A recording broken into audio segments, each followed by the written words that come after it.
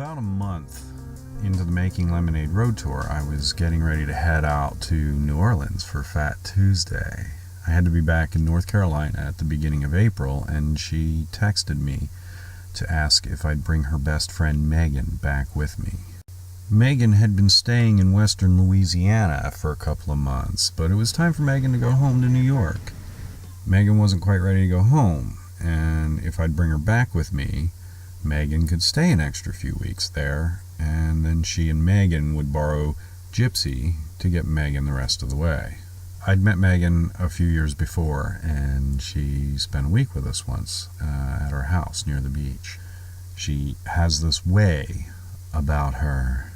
Meghan is one of those beautiful people who just feels everything. She can be entranced by clouds or the feel of mud under her feet or ripples in the waves on a lake.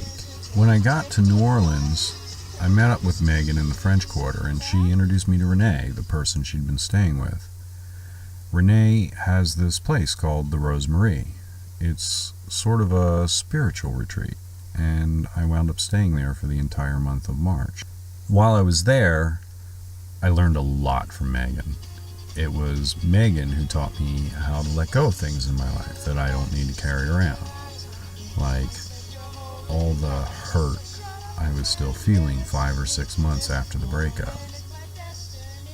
We did this barn shoot one day, and we got this wonderful shot of her tossing her dress across the barn, just as she let go of it. And it was that shot that really drove the point home for me that I could let go of the hurt without letting go of my love. And that was an amazing gift. And I'm forever grateful to Meghan for teaching me that lesson. At the end of March, it was time for Meghan and I to head back to North Carolina. I was a little worried about Meghan's dog, Blue.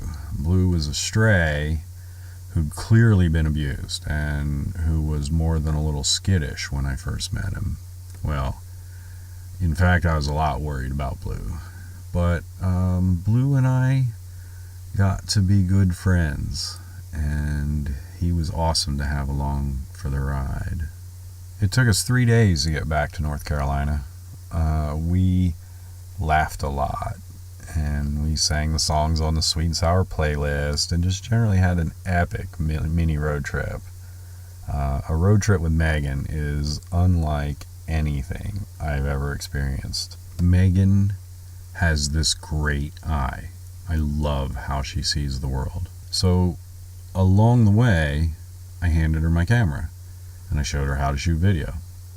All the video footage in this clip is Meghan's. Meghan and I have become pretty close, and Meghan makes my life better. Thank you, Meghan. I love you.